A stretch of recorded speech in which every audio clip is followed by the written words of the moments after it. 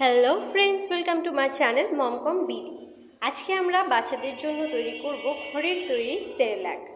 আমি সেরেল্যাক তৈরি করা অনেকগুলো ভিডিওতে দেখেছি। অনেক আপুরা চাল, কয়েক ধরনের ডাল, বাদাম, আরও অনেক কিছু যেমন গম, এগুলো সব একসাথে দিয়ে তারপরে সেরেল্যাক তৈরি করে।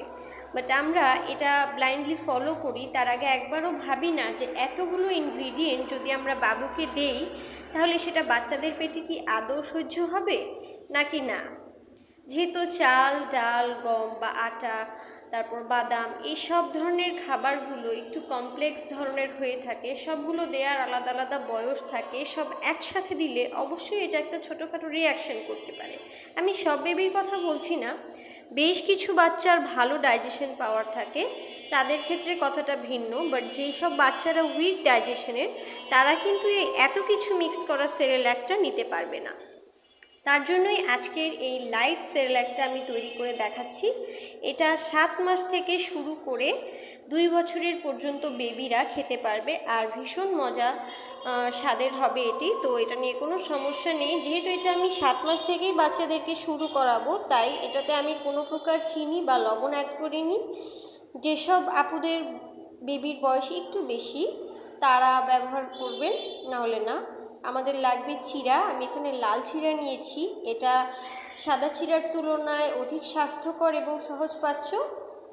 আর নিয়েছি কাঠবাদাম, অল্প কিছু কাঠবাদাম নিয়েছি। বাচ্চাকে আমি নতুন নতুন নাট ইন্ট্রোডিউস করছি, তাই আমি এত দিচ্ছি না। আর আমি এখানে দিচ্ছি কাজু বাদাম, এটাও আমি অল্প পরিমাণ দিয়েছি, বেশি একটা দিচ্ছি না।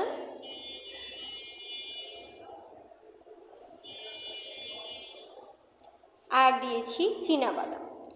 চীনাবাদামটার পরিমাণ একটু বেশি, কারণ আমার বেবিকে আমি অলরেডি চীনাবাদাম বেশি পরিমাণে খাইয়ে দেখে নিয়েছি, ওর কোনো প্রকার রিয়াকশন হয় না। তবে কেউ কেউ চীনাবাদামে অ্যালার্জিক থাকে, সেটা দেখে নেবেন। আমি শুরুতেই এই সবগুলো ইনগ্রিডিয়েন্টকে ড্রাই রোস্ট করে নিব। প্রথমেই আমরা চিড়া নিচ্ছি, এটাকে ড্রাই রোস্ট করার জন্য বা টেলে নেওয়ার জন্য।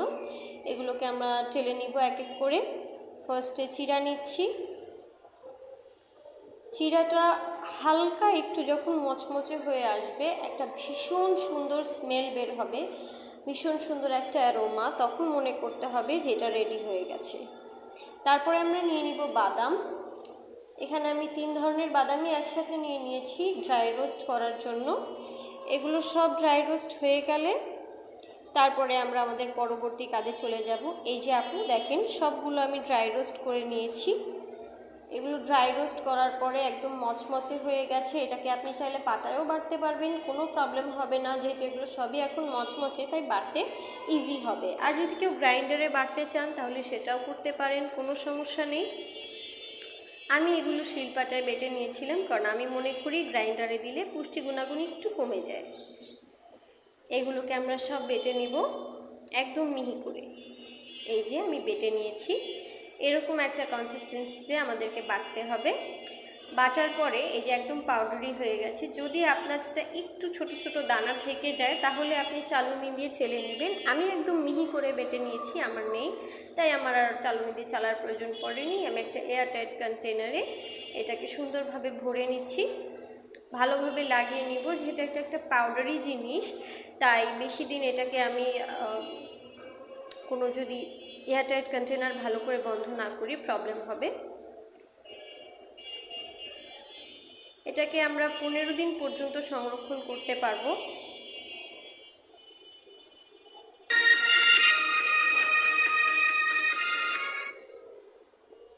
15 দিন পর্যন্ত সংরক্ষণ করতে পারবো, কোনো প্রবলেম হবে না। তারপরে আমরা নিয়ে নিচ্ছি পরিমাণ মতো পানি। এই পানিতে আমরা আমাদের যে সেরেল্যাকটা তৈরি করেছি সেখান থেকে 3 চামচ সেরেল্যাক দিয়ে নেব। 3 চামচ সেরেল্যাকটা দিচ্ছি, আর এখানে আমি নর্মাল যে সেরেল্যাকের চামচ সেটাই ব্যবহার করেছি।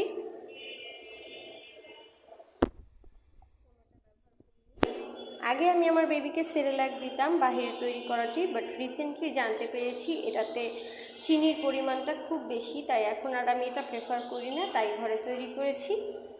এটাকে আমরা একটা ঘন কনসিস্টেন্সি হওয়া পর্যন্ত রান্না করে নিব। খুবই লো হিটে এই রান্নাটা আমাদেরকে করতে হবে, একটা হালুয়ার মতো কনসিস্টেন্সিতে আসার পর্যন্ত রান্না করে নেব। ভিডিও ছোট হওয়ার সুবিধার্থে আমি রান্নার সম্পূর্ণ সময়টা দেখাইনি, শুধু মেইন যতটুকু না দেখালেই নয় ততটুকু দেখিয়েছি। এই যে আপুরা এরকম কনসিস্টেন্সিতে হয়ে গেলে আপনি এটাকে নামিয়ে নেবেন। তৈরি হয়ে গেছে আমাদের বেবি সেরেল্যাক। এটাকে আমরা 7 মাস থেকে 2 বছরের বাচ্চাদের খাবারের জন্য ব্যবহার করতে পারি। ভীষণ টেস্টি এই সেরেল্যাকটি আপনি আপনার বেবিকে দিতে পারেন। এই সেরেল্যাকটা উপরে আমি কিছু ক্যাশিউ নাট আর আমন্ডস ক্রাশ করে দিয়ে দিয়েছি সাজানোর জন্য। আপনার বেবি যদি বেশি ছোট হয়ে থাকে তাহলে এগুলো দেওয়ার প্রয়োজন নেই, এটা চোকিং হতে পারে গলায়।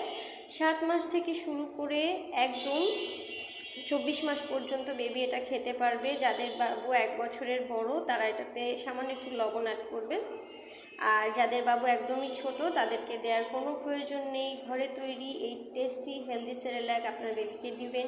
আপনার